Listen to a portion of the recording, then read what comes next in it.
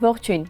Կենդանի բջիջներ, որոնք ինքնուրույն ձևավորում են ֆունկցիոնալ նյարդային համակարգով օրգանիզմ։ Հարվարդի համալսարանին առընթեր Wyss ինստիտուտի հետազոտողները հայտնել են այսպես կոչված նեյրոբոտերի կենսաբանական ստրուկտուրաների ստեղծման մասին, որոնք ոչ միայն շարժվում են, այլև անում են դա սեփական նեյրոնային ցանցի վերահսկողության ներքո։ Ստրուկտուրաների հիմքում գորտի սաղմնային բջիջներն են։ Ավելի վաղ գիտնականները դրանց միջոցով արդեն ստեղծել էին պարզ կենսաբանական ռոբոտներ, որոնք կարող են տեղաշարժվել մարմնի մակերեսի թարթիկների շնորհիվ, բայց նման համակարգերը չունեին նյարդային կարգավորում։ Նրանք շարժվում էին չունենալով կենդանի օրգանիզմներին հատուկ ներքին կոորդինացիա։ Այժմ իրավիճակը փոխվել է։ Ձևավորման վաղ փուլում ապագա կենսաստրուկտուրաների մեջ ներարկվում են նախորդող նեյրալ բջիջներ։ Զարգացման process-ի ընթացքում դրանք վերածվում են նեյրոնների եւ սկսում կապեր ձևավորել միմյանց հետ։ Զուգահեռաբար դրանք կապեր են ձևավորում նաեւ մուլտիցիլիար բջիջների հետ։ Հենց այս բջիջներն են ապահովում ստրուկտուրայի շարժումը սինխրոն տատանումներով օրգանիզմն առաջ մղելու միջոցով։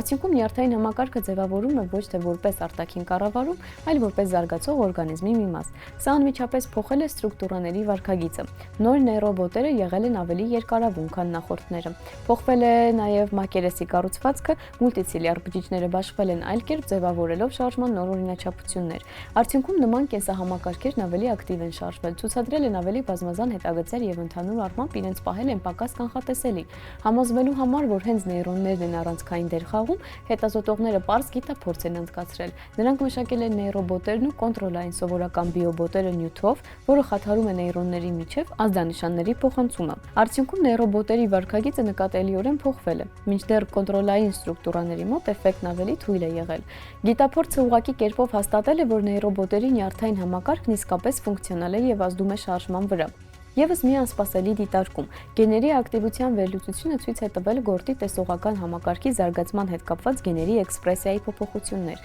Առայժմ գիտնականները հեռուն գնացող եզրակացություններ չեն անում, բայց փաստն ինքնին ակնարկում է նման կենսաբանական մեքենաների մոտ սենսորային ֆունկցիաների ի հայտ գալու հավանականության մասին։ Այսինքն ապագայում նման ստրուկտուրաները տեսականորեն կարող են ոչ միայն շարժվել, այլև ավելի բարդ կերպով արձագանքել շրջակա միջավայրին։ Հետազոտությունը բարձրացնում է ավելի ընդհանուր հարց, որքանով ճկուն կարող է լինել կենսաբանությունը։ Այս նեյրոբոտերն ավանդական օրգանիզմներ չեն եւ չեն ստեղծվում որպես մեխանիկական սարքեր։ Դրանք ձևավորվում են կենդանի բջիջներից, որոնք ինքնակազմակերպվում են ու ստեղծում բնության մեջ չհանդիպող նոր տեսակի ստրուկտուրաներ։ Աշխատանքի հեղինակների խոսքով նման համակարգերը կարող են մոդել դառնալ նյարդային ցանցերի զարգացման, բջիջների փոխազդեցության ու վարքագծի ի հայտ գալու ուսումնասիրությունների համար։ Բացի այդ, ապագայում նման ստրուկտուրաները դիտարկվում են որպես պոտենցիալ միկրոսկոպիկ գործիքներ, օրինակ դեղամիջոցների առաքման կամ միկրոմիջավայրերի մաքրման համար։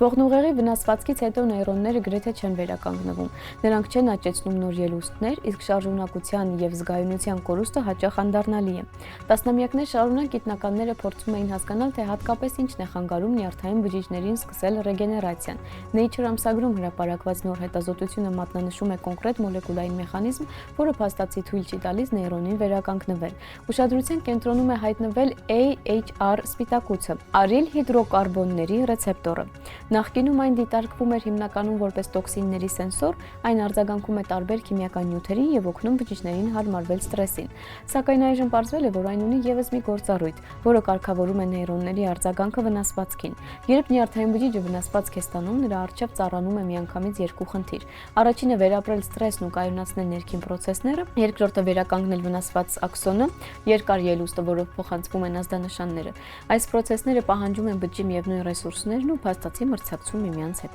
AHR-ը գործում է որպես փոխակերպիչ։ Նրա ակտիվացման դեպքում նեյրոնն անցնում է գոյատևման ռեժիմի։ Գործարկվում է պրոտեոստազը, սպիտակուցների որակի վերահսկման համակարգը։ Բջիջը սկսում է ակտիվորեն վերացնել վնասված մոլեկուլներն ու նվազեցնում նորերի արտադրությունը։ Սա օգնում է վերապրել ստրեսը, բայց միևնույն ժամանակ սահմանափակում է աքսոնի աճի համար անհրաժեշտ սպիտակուցների սինթեզը։ Արդյունքում նեյրոնը վերականգնման փոխարեն ընտրում է կայունությունն ու մնում այդ վիճակում։ Հետազոտողները վարկածը ստուգել են մկների վրա։ Երբ նրանք անջատել են AHR գենը կամ դեղամիջոցներով արգելափակել նրա աշխատանքը, պատկերը փոխվել է։ Վնասված աքսոնները սկսել են նկատելիորեն ավելի ակտիվ աճել, ծայրամասային նյարդերի եւ ողնուղեղի վնասվածքներ ունեցող կենդանիների մոտ մասամբ վերականգնվել են շարժումներն ու զգայունությունը։ Միևնույն ժամանակ ուժեղացել է մեկ այլ մոլեկուլային գործոնի HIF1α-ի ակտիվությունը, որը գործարկում է էներգետիկ նյութափոխանակության հյուսվածքների վերականգնման հետ կապված գեները։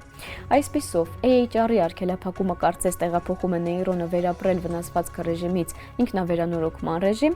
սա ռեգեներացիայի միակ մեխանիզմը չէ, սակայն դատելով արդյունքներից այն կարևոր դեր է խաղում նրանում, թե ինչու է հասուն կաթնասունների նյարդային հյուսվածքն այդքան վատ վերականգնվում։ Առանձնահատուկ հետաքրքրություն է առաջացնում աշխատանքի գործնական կողմը։ AHR-ի ակտիվությունը ճնշող որոշ դեղամիջոցներ արդեն կլինիկական փորձարկումներ են անցնում այլ հիվանդությունների համար։ Դա նշանակում է, որ նյարդաբանության մեջ դրանց կիրառման հնարավոր ճանապարհը կարող է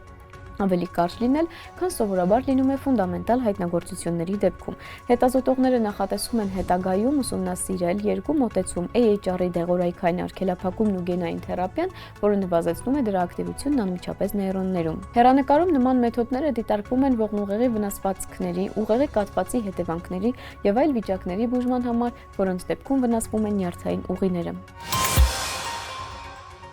Հեռավոր լուսնի վրա մարդիկ փորձում են կառավարել օտար կենսաբանությունը, բառացի միանալով աճեցված մարմիններին։ Ռեժիսոր Ջեյմս Քեմերոնի «Ավատար» ֆիլմը հաճախ ընկալում են որպես ֆանտաստիկա հեռավոր մոլորակի մասին, բայց նրա հիմքում մի քանի գիտական գաղափար է, որոնք ակտիվորեն քննարկվում են նաև այսօր։ Ըստ սյուժեի, գիտնականները ստեղծում են կենսաբանական մարմիններ, ավատարներ, մարդու ու տեղական տեսակի հիբրիդներ, եւ դրանց են միացնում օպերատորի գիտակցությունը։ Սա հիշեցնում է նեյրոինտերֆեյսերի ոլորտում իրական հետազոտությունները, որտեղ ուղեղն արդեն ի վիճակի է կառավարել ռոբոտացված պրոթեզներն ու նույնիսկ արտաքին սարքերը։ Ֆիլմում այս գաղափարը հասցված է ծայրահեղության։ Մարդը փաստացի տեղափոխվում է մեկ այլ մարմնի մեջ։ Երկրորդ գիտական գիծը հենց Պանդորայի էկոհամակարգն է։ Այն ցուցադրված է որպես միասնական ցանց, որտեղ բույսերն ու կենդանիները կենսաբանորեն միմյանց կապված են։ Այս կոնցեպտը համահունչ է երկրի վրա միկրոռիզային ցանցերի հետազոտություններին, ստորգետնյա ասնկային համակարգեր, որոնց միջոցով բույսերը կարող են փոխանակվել ազդանշաններով ու ռեսուրսներով։ Արդյունքում ֆիլմը վերածվում է մտորման, թե ինչպիսի տեսք կարող է ունենալ իսկապես օտար բիոսֆերան, այլ էվոլյուցիայով, կոլեկտիվ կապերով եւ գիտակցության հետ փոխազդեցության հնարավորությամբ։ Ու հենց այս պատճառով ավատարը հետաքրքիր է ոչ միայն որպես դիտարժան կինո, այլև որպես գիտական հիպոթեզ այն մասին, թե ինչպիսին կարող են լինել կյանքն ու բանականությունը երկրից դուրս։ Իսկ այսօրվա համար այսքանը, կհանդիպենք։